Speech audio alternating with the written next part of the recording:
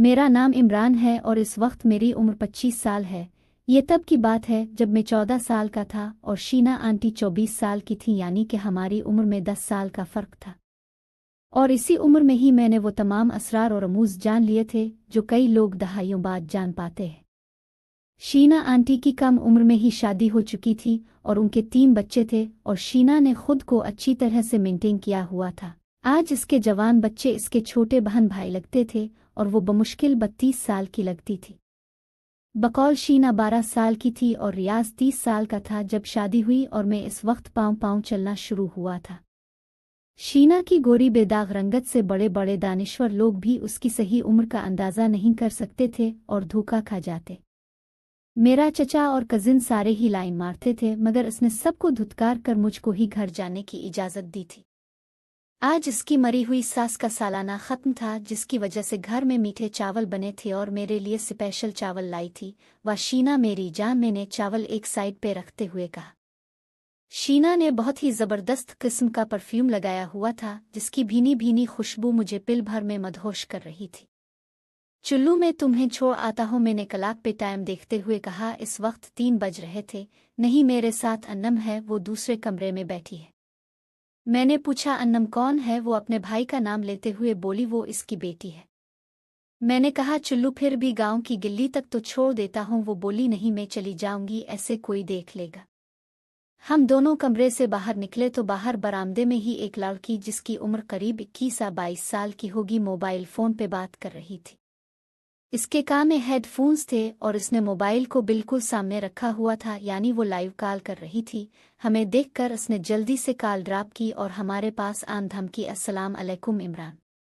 वालेकुम अस्सलाम। मैंने इसको गहरी नज़र से देखा। आजकल की पैदावार सूखी सवही और तीखे नैन नक्श और स्मार्ट खासी कबूल सूरत लड़की थी, जैसी आजकल होती है। कद भी बिल्कुल नॉर्मल, जबकि शीना इसकी फूफो 5 फुट और 5 इंच की थी और शीना के मुकाबले में वो कहीं भी नहीं थी। मैंने कहा अन्नम रफ़ीक का क्या हाल है? वो चहकती हुई बोली, वो बिल्कुल ठीक हैं। इमरान आप कैसे हैं और क्या हो रहा है आजकल? मैंने मुस्कुराते हुए जवाब दिया, बस वही रूटीन के दफ्तरी औकात। नौकरी वाले लोगों की ज़िंदगी में नया कुछ नहीं होता, वो घिसी पट्टी पुरानी रूटीन ही चल रही है। ठीक है शीना, तुम चुल्लू काफ़ी देर हो चुकी है। शीना ने एक प्यार भरी मुस्कुराहट मुझ पे डालते हुए कहा। ठीक है, और दोनों चली गईं। आज मेरी छुट्टियां ख़त्म हो चुकी थी और दफ्तर में पहला दिन था। उन 15 दिनों में कम से कम 10 बार शीना मेरे पास आई थी और इस दौरान अन्नम भी 2-3 बार उसके साथ आई थी। एक बात मैंने नोट की थी कि अन्नम ने मुझ पे खासी दिलचस्पी दिखाई थी। जिस तरह औरतें बुरी और अच्छी नज़र दोनों का इदराक कर लेती है, इस तरह मर्द भी किसी औरत या लड़की की दिलचस्पी को फ़ौरन भांप लेता है। लेकिन मैंने इस मामले को रफ दफ करना ही मुनासिब समझा। अन्नम की कीमत पे शीना को मैं खो नहीं सकता था, जिसके साथ मैंने 20-22 साल गुजारे थे।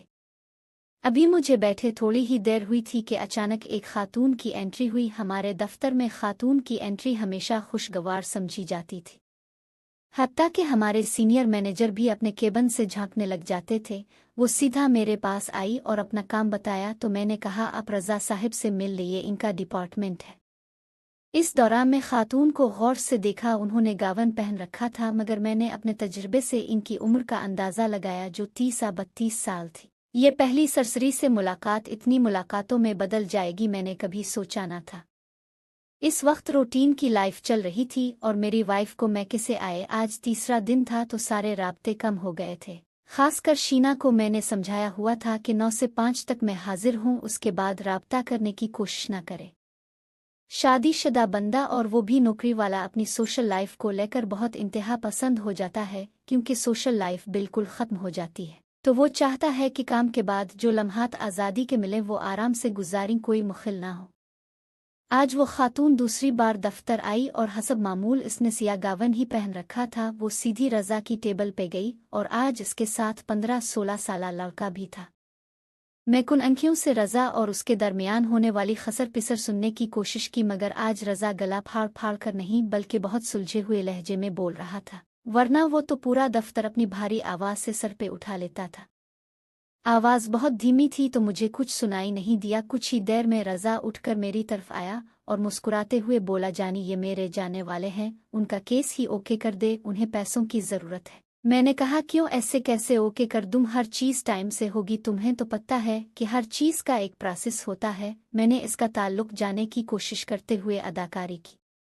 मैं देखना चाहता था कि किस कदर उनकी जान पहचान है। रज़ा ने एक नज़र मोड़कर खातून को देखा और बोला, यार ये मेरे बेस्ट फ्रेंड की बहन निकल आई है और उसका भाई मुझे कॉल पे कॉल कर रहा है। देख, जिस होटल में कहेगा यार को रोटी खिलाऊंगा, इसका काम कर दे बस। ये हुई ना बात। मैंने मुस्कुराते हुए कहा, चल इसको भेज और देख अपना वदा भूल ना जाना। मैंने टीवी पे बिल चढ़ाते हुए कहा, तो कभी भूलने देगा मुझे मेरे बाप, वो झुलाते हुए बोला और दांत पीसते हुए चला गया। चंद मिनट बाद ही खातून मेरे सामने चेयर पर विराजमान हो गई और कहा, अस्सलाम अलैकुम सर। मैंने जवाब दिया, वालेकुम अस्सलाम, और लाएं अपने पेपर्स दिखा दे मुझे। तो इसने कागजात जो एक खाकी लिफाफे में थे मेरे हवाले कर दिए। मैंने कागजात चेक किए, साथ में इसके शनाख्ती कार्ड की भी एक कापी थी। इसका नाम हिना था और वो शहर के एक महंगे तरीन इलाके की रिहायशी थी। मैंने कहा, आपके शौहर क्या काम करते हैं? इनकी शनाख्त भी ज़रूरी है और इनके दस्तखत भी चाहिए होंगे। मैंने इसकी आंखों में देखते हुए पूछा। इनका 6 माह पहले इंतकाल हो गया है। वो सर नीचे झुकाकर अफसरदगी से बोली। मैंने तासुफ से कहा, मुझे अफसोस है, तो वो सर हिलाकर रह गई। फिर आपको अपने भाई या वालिद साहिब को साथ लाना होगा। ठीक है सर, लेकिन जब भी आएं तो ऑफिस एक दफ़ा कॉल ज़रूर कर ले। ठीक है, उठते हुए बोली और कागजात उठाने लगी। इसके हाथ बहुत नर्म व मुलायम और नफीस थे। मैंने कहा, यहीं रहने दे, मैंने आपकी फ़ाइल तैयार करनी है। तो वो इस बात में सर हिलाते हुए सलाम करके चली गई। कुछ ही देर बाद वो 15 साला लड़का जो हिना के साथ था दोबारा धमका, अंकल जी आंटी कह रही हैं आप अपना नंबर दे दें, जब भी वो ऑफिस आएगी तो आपको कॉल कर लेंगी। मैंने अपना विजिटिंग कार्ड निकाल कर लड़के के हाथ में दे दिया। 5 दिन गुजर चुके थे और हिना की फाइल मुकम्मल तौर पे बन चुकी थी। अमूमन ये काम 15-20 दिनों में होता है, मगर मैंने अपने सोर्सेज से बहुत जल्द मुकम्मल करवा लिया, जिस पे वो मेरी बहुत ममनून हुई और कई बार शुक्रिया कॉल भी कर चुकी थी। और अब फाइनल काम होने में कुछ दिन ही रह गए थे। आज 6ठा दिन था, ब्रेक का टाइम था कि एक अनजान नंबर से मेरे पर्सनल नंबर पे कॉल आई। हालांकि ज़्यादातर लोग अब मेरे ऑफिस के नंबर पे ही कॉल करते थे, मगर इस कॉल ने मुझे चौंका दिया था और कभी कभार ही इस पे कॉल आया करती थी। मैंने कॉल अटेंड की और मैंने सपाट लहजे में कहा, हेलो। तो दूसरी तरफ से आवाज़ आई, हाँ कैसा है दिलबर जानी। इसकी चहकती आवाज़ मेरे कानों में पड़ी तो एक सेकंड के 1000वीं हिस्से में ही मैं पहचान गया, ये सेहर थी, हमारे गांव की सबसे बोल्ड लड़की।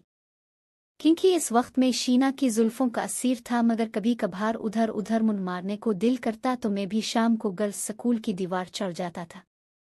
क्योंकि सेहर का घर स्कूल के साथ था और स्कूल की राहदारी वाले दरवाजे की एक डुप्लीकेट चाबी हमारे एक सीनियर लड़के के पास हुआ करती थी, जो इसने स्कूल के मालिक को चंद पैसे देकर बनवाई हुई थी। सेहर के अब्बा और उसके चाचा का घर साथ साथ ही था, मगर जैसे ही सेहर की शादी हुई थी तो इसके अब्बा गांव छोड़कर शहर में शिफ्ट हो गए थे।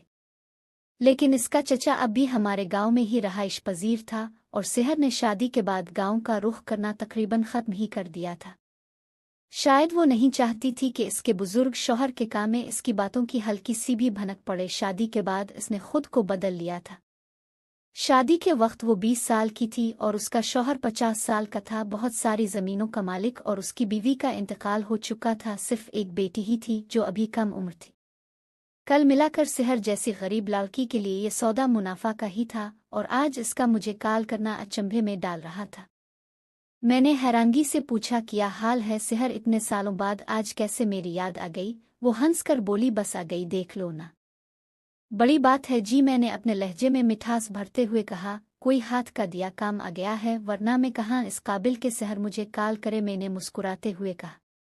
वो बोली, आज मैं चचा के घर आई थी तो बातों बातों में पता चला कि तुम अफसर लग गए हो। बड़ी बात है, मुझे सुनकर खुशी हुई। मुझे यकीन था कि बाकी सारे आवारा गर्द हैं, तुम ज़रूर तरक्की करोगे, तुम तो पढ़ाई में काफ़ी तेज़ थे।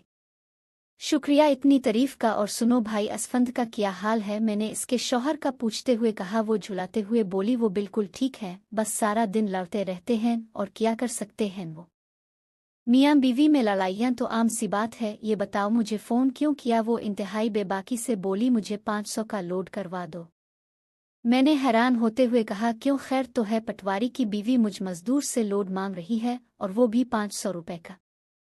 वो बोली, बस क्या बताऊं दिलबर जानी, गुज़िश्ता 1 साल से इस कुंजर ने मेरा खर्चा पानी बंद किया हुआ है। पता नहीं किसने इसके कान भर दिए हैं कि मैं अपनी बहन और माँ को खर्चा भेजती हूँ। हालांकि ये सरासर गलत है। मेरा बाप और भाई खुद कमाते हैं, मैं क्यों अपने बेटे का हक अपनी माँ और बहन को खिलाऊंगी। मगर ये सुन नहीं रहा और अब तो मेरी बुनियादी ज़रूरियात भी मुश्किल से पूरी होती है। देखो, मुझे इस वक्त किसी से बात करनी है। मेरा पैकेज किसी भी वक्त ख़त्म हो सकता है और अगर तुमने ना करवाया तो मैं रात को 2 बजे तुम्हारे मोबाइल पे कॉल्स करूंगी और तुम्हारी बेगम से लड़ाई करवा दूंगी। वो धमकी देते हुए बोली। मैं हंस कर रह गया। मैं जानता था कि ये धमकी मसनूई है। मैंने हंसते हुए कहा, यार ये किस किस्म की ब्लैकमेलिंग है। जब मेरा दिल चाहता था तुमसे मिलने को तो मैंने तो कभी भी तुमको ब्लैकमेल करने का नहीं सोचा था। मैंने तो कभी तुम्हारे बुढ़े खुसक मियाँ को कॉल नहीं की, हालांकि तुम मेरा अधूरा प्यार हो। मैंने तीर निशाने पे सा देती हुए कहा। वो बोली, जो भी तुम्हारा अधूरा प्यार रह गया है इसे पूरा करने की कोशिश करूंगी, लेकिन इस वक्त मैं ज्यादा बात नहीं कर सकती। लोड करवा दो जल्दी। ये तो भाई जबरदस्ती है। वैसे मैंने झुलाते हुए कहा। तो वो बोली, जो भी है इस नंबर पे जल्दी से लोड करवा दो, अब मैं दोबारा कॉल ना करूं। ये कहकर उसने फ़ोन बंद कर दिया। मैंने थोड़ी देर बाद उसके नंबर पे लोड करवा दिया। चाचे पटारी को जिस किसी ने भी खर्चे वाली बात बताई थी वो बिल्कुल सच थी। ऐसी बातें मैंने भी अपने गांव में सुनी थी कि सहर और उसके घर वाले तो बेचारे पटारी को लूट कर खा गए हैं। मगर इस बात में कितनी सच्चाई थी ये तो कोई नहीं जानता था। ये महज इल्ज़ाम भी हो सकता था और एक तरह से सच भी। बहुत सी ख्वातीन को मैंने खुद देखा हुआ था जो अमीर घराने में ब्याही गईं और अपने शौहर के पैसों को अपने मैके में खूब बरसाया, मगर ये बरसात सिर्फ रात के अंधेरे में होती थी ताकि कोई गैर देखकर इनकी गैरत को ललकार ना सके और उनकी इज्जत पे कोई रत्ती बराबर भी मील ना आए।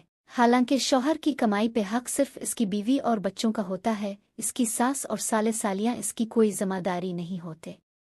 मगर शोहरों की नाक तले ये काम अक्सर हो जाता और उन बेचारों को कानों कान खबर नहीं होती और सहर से किसी काम की बईद नहीं वो कर सकती थी और उसको रोकने वाला कौन था।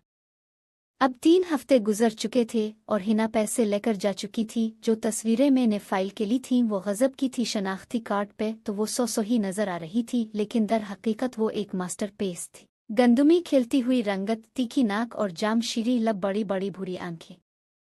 अपने शौहर की जुदाई ने शायद इसे शदीद धचका पहुंचाया था। इसकी आंखों में सुगवारियत अयन थी। इसके शुक्रिया भरे कई मैसेजेस मुझे मौसूल हुए, मगर मैंने एक हद तक ही रहना मुनासिब समझा। स्क्रीन शॉट का ज़माना था। एक मील होनी थी और मुझे दफ्तर से बाहर फेंक दिया जाता। मैं इस कुनवे का पानी ज़रूर पीना चाहता था, मगर मेरी ख्वाहिश थी कि ये कुनवा खुद चलकर मेरे पास आए। वो एक उंगली पकड़ा देती और बाकी सारा बाजू पकड़ना मेरा काम था। और सच पूछें तो मेरा दिल बार बार हिना के प्यार का तकाजा कर रहा था। सेहर से बराबर मेरी बातचीत चल रही थी और चंद दिन तो वो अपने घरेलू दुख दर्द बयान करती रही, मगर कुछ दिनों ही बाद वो अपनी असली जून में लूट आई। अपने नाम के मुवाफिक सहर खिलखिलाती, जगमगाती और अंधेरे को मात देती। हमने अपने बहुत सारे पुराने दुख सिक किए और गांव के मकीनों की बातें हुई। बातों ही बातों में इसने बताया कि पटवारी ने एक तीसरी शादी भी कर रखी थी और वो लड़की 17 साल की थी, लेकिन वो मजबूर थी। वो अपने बच्चे को लेकर कहाँ जा सकती थी। पटवारी अपनी तिजोरी का मुंह अपने बेटे के लिए खोल देता था और वो इसी में खुश थी कि इसको और उसके बच्चे को बुनियादी ज़रूरत की हर चीज़ मुयस्सर थी। मज़ीद बुर्राम, पटवारी की बेटी अपनी तालीम मुकम्मल करने के फ़ौरन बाद अपने घर की हो जाएगी तो सारा कुछ ही उन माँ बेटे का था। और ये बात बिल्कुल सच थी। बाप की जायदाद का सही हकदार बेटा ही होता है। जल्दा बदेर सारी जायदाद की बागडोर माँ बेटे के हाथ में आने वाली थी। बातों ही बातों में ने सेहर को मुलाकात करने पे आमादा किया, मगर इसने झट से इनकार कर दिया। वो बोली, बहुत मुश्किल है इमरान, घर में बेटा और मेरी सौतेली बेटी दोनों होते घर के काम खत्म होने का नाम नहीं लेते। मगर मैं भी हार मानने वाला नहीं था। सेहर को मैं अच्छी तरह जानता था और उसकी ना करने वाली आदत को भी। चंद दिन मजीद मिन्नत समाजत करने के बाद बालाखर वो मान गई। जैसे ही ओके का मैसेज आया मेरा दिल खुश हो गया। आज हफ्ता का दिन था और मैं जल्दी से दोस्तों से मिलने का बहाना लगाकर निकल पड़ा। इस वक्त 8:30 बज चुके थे और सेहर ने मुझे 10 बजे मैन मार्केट आने का बोला था। नाश्ता पानी करते और मार्केट पहुंचते मुझे 9:45 हो गए। मैं मार्केट के दाखिली रास्ते से कुछ दूर अपनी खटारा मेहरान को लेकर खड़ा हो गया। मैंने 90 की दहाई का पुराना गाना आंखों से दिल में उतर के तो मेरी धड़कन में है लगा दिया। 10:15 हो गए मगर सेहर का दौर दूर तक कोई पत्ता नहीं था। वो बार बार मेरी कॉल को डिस्कनेक्ट कर रही थी। मेरी झुंझलाहट गुस्से में कन्वर्ट होती जा रही थी। मैं बार बार कहाँ पहुंची के मैसेजेस करने लगा मगर कोई रिप्लाई नहीं आया। कुछ ही देर में साथ फ्रंट सीट का दरवाज़ा खुला और वो आन धमकी। इसने टोपी वाला बुर्का पहन रखा था और उसके हाथ में ढेर सारे बैग्स थे। वो कपकपाती हुई बोली, चुल्लू अब निकलो जल्दी से। मैं तो कब से यहाँ बैठा सड़ रहा हूँ, तुमने ही लेट कर दी थी। मैंने बमुश्किल अपने गुस्से को काबू करते हुए कहा। वो गौर से मेरी तरफ देखती हुई बोली, बस हो गई ना, गुस्सा ना करो दिलबर जानी, इतने दिनों बाद मिले हो, ऐसी मेज़बानी के हकदार नहीं हैं हम। इसी एक बात से ही मेरा गुस्सा पिल में हुआ हो गया। मैंने कहा, नहीं सुना मुझे तुम्हारी फिक्र हो रही थी, ये बताओ इतनी जल्दी शॉपिंग भी कर ली? वो मुस्कुराते हुई बोली, नहीं, ये सारी चीज़ें मैंने अपनी दोस्त के मकान पे पहले से ही ऑनलाइन मंगवा ली थी। अब पटारी साहिब को लगेगा कि मैं ये आज ही खरीद कर लाई हूँ। वह जवाब नहीं है तुम्हारा सेहर, वो चाहत से बोली। बस किया करें दिलबर जानी, करना पड़ता है जिनको आप चाहते हैं। अब चुल्लू देर किस बात की है? वो लाज से बोली। तो मैंने जल्दी से गाड़ी को गैर में डाला और उसको उड़ाते हुए अपने दोस्त के मकान पे ले आया। मकान एक नई कॉलोनी में वाक़ था। मैंने हान दिया तो मेरा दोस्त हमजा दांत निकालता हुआ निकला। मुझे देखकर फौरन उसने दरवाज़ा खोल दिया तो मैं गाड़ी अंदर ले गया और सेहर को गाड़ी में बैठे रहने का कहा। मैं गेट खोल कर बाहर निकला और हमजा से सलाम दुआ करने लगा तो हमजा ने मुझसे कहा, किसको लेकर आई हो? मैं समझ गया कि सेहर ने जो बुर्का पहन रखा था वो उमूमन बड़ी उम्र की ख़वातीन पहनती हैं और मुझे ये भी यकीन था कि सेहर ने ऐसा सिर्फ किसी की नज़रों में न आने के लिए किया होगा। मगर ये हमजा था, कश्मीर की बात कराची तक पहुंचाने में माहिर। मैंने कहा, वो सेहर है? तो वो बोला, सेहर कौन? वही गांव वाली सेहर जिसके किस्से मैंने सुनाए थे, गर्ल्स स्कूल वाली। मैंने इसे याद दिलाने की कोशिश की तो वो अच्छा अच्छा कहकर वो खिलखिलाकर हंसा और मेरे हाथ पे ज़ोर से हाथ मारा। हमजा सफाई सुथराई को लेकर बहुत हसास था। पूरा घर बहुत चमक रहा था। घर में 2 कमरे, किचन, वॉशरूम वगैरह सब था जो एक फैमिली की ज़रूरत होता है। मैं सेहर को बड़े कमरे में लेकर आ गया। सेहर ने जल्दी से बुर्का उतार दिया और ये चीज़ मेरे हवास पे बिजली बनकर गिरी। यूं लगा जैसे कमरे में चांद उतर आया हो। मेरे दिल की धड़कन बेतहाशा बढ़ गई। मैं टुक टिक्की बांधे सेहर को देख रहा था। सेहर के होंठों पे एक फातिहाना, कातिलाना और दिलबराना मुस्कुराहट थी और पुरानी खिलाड़ी होने के नाते मेरी नज़रों को अच्छी तरह पड़ गई। मेरी नज़रें बगौर उसके हुसैन चेहरे का तवाफ कर रही थीं। गुलाब की मानिंद खून छलकाती होंठ और उनकी हवंटूसे से झांकते हमवार दांत मोतियों की तरह चमक रहे थे। वीडियो कॉल्स के दौरान वो इतनी हुसैन ना लगी जितनी अब लग रही थी, या शायद इसका चेहरा इतना फोटोजीनिक ना था। मगर मेरी आंखों का कैमरा तो लामुतनाही पगजिल था जिसको मैं जूम करके देख रहा था और हर एंगल से वो क़यामत लग रही थी। ब्लैक शलवार और सुरमई रंग की लॉन्ग शर्ट में वो दहकता अंगारा लग रही थी। हम दोनों खामोशी से एक दूसरे को देख रहे थे।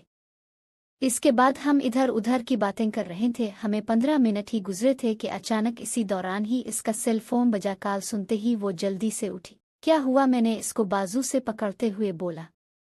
वो सोनू को चोट लग गई है, वो खेलते हुए गिर पड़ा है, मुझे जाना होगा दिलबर जानी। अब वो अपने बेटे की चोट का फिक्रमंदी से इजहार करते हुए बोली। मैंने हमदर्दी से कहा, कुछ नहीं होगा, बच्चों को खेलते हुए चोट लग जाना आम सी बात है। तुम नहीं जानते इसे, जब तक मैं घर ना पहुंचूंगी वो रू रू कर आसमान सर पे उठा लेगा। वो अपने ढेर सारे शॉपिंग बैग्स को दोनों हाथों में उठाते हुए बोली। मैंने इस बात में सर हिलाया। औरत चाहे एक अच्छी बीवी हो ना हो मगर वो एक अच्छी माँ ज़रूर होती है। यही सोचते हुए मैंने अस्को मैन बाजार छोड़ दिया जहाँ से वो रिक्शा करवा कर अपने घर को चली गई और मैं खुद को देते हुए अपने घर को हो लिया। एक माह गुजर चुका था। सेहर से दोबारा मुलाकात ना हो पाई थी। उसके भाई की शादी थी और वो तैयारियों में लग गई थी। गर्मियों का आगाज हो चुका था। दिन तेजी से गुजर रहे थे और आज इतवार का दिन था और घर में खासी रौनक थी क्योंकि मेरे साली और उसके 5 बच्चे हमारे मेहमान बने थे। मैं सहन में बैठा यूट्यूब चला रहा था कि अचानक मेरे व्हाट्सएप पे एक अजनबी नंबर से मैसेज आया। हाय सर जी, अस्सलाम वालेकुम। मैंने रिप्लाई दिया तो जवाब आया, वालेकुम अस्सलाम। मैंने कहा, माजरत मैंने आपको पहचाना नहीं। तो वो बोली, सर मैं अन्नम शीना फूफो की भतीजी। में साकित हो गया। मुझे समझ में कुछ नहीं आ रहा था कि मैं अन्नम को अब क्या कहूँ। शीना मेरी जान और महबूबा थी और अगर उसको इस बात की भनक भी पड़ जाती तो सारी जिंदगी के लिए वो मुझसे रूठ जाती और मैं लाख कोशिशें भी कर लेता मगर वो ना मानती। मैं जानता था अगर इस बात की बाल बराबर भनक भी शीना को पड़ जाती कि मेरा इसकी भतीजी के साथ कुछ मामला है और उसको इस बात का पत्ता मेरे अलावा किसी से चलता तो बात बहुत बढ़ जानी थी। हाँ, अगर मैं इसे खुद बता दूं कि मेरी अन्नम से बातचीत हो जाती है और अक्सर हम फ़ोन पे बात कर लेते हैं तो वो मेरी तरफ से मुतमईन हो जाती और अन्नम को खबरदार करती रहती कि सिर्फ बातचीत ही हो, और अगर उसकी भतीजी बेएतबारी होती तो हो सकता था कि वो खुद ही इसे रोक देती मुझे कह देती खबरदार उससे कोई बातचीत जारी ना रखो। जब सेहर गैर शादीशुदा और गांव में रहा करती तो ये बात किसी तरह से शीना तक पहुंच गई कि मैंने भी स्कूल में सेहर के साथ प्यार करता हूं तो 3 माह तक इसने मुझसे बात नहीं की थी। मैंने सेहर को मोटी रकम देकर और उससे कस्में वादे लेकर मेरे और शीना के राज में शामिल किया था। सेहर शीना के घर गई और उसने पत्ता नहीं किया, कहानियां सुनाई कि बड़ी मुश्किल से मेरी इससे सुलह हुई थी। तब इसने मुझे आखिरी वार्निंग दी थी कि मेरा अब कहीं नाम भी नहीं आना चाहिए और मैं मुहतात रहूं, लेकिन इस राज में सेहर शामिल हो गई थी। मुझसे और शीना से अच्छे खासे पैसे ऐंठती थी वो, और मैं शीना को इस सारे वाकया का कसूरवार ठहराता कि इसकी जज्बातियत और एक झूठ को सच समझने की वजह से हम सेहर की ब्लैकमेलिंग का शिकार हुए हैं, और वो भी इस कड़वे सच को झूठ समझकर खुद को कोसती रहती थी। मगर ये ब्लैकमेलिंग कुछ अरसा ही चली और सेहर की शादी हो गई थी। तब हम दोनों ने सिक का सांस लिया, मगर अब की बार तो मामला खूब बिगड़ जाना था।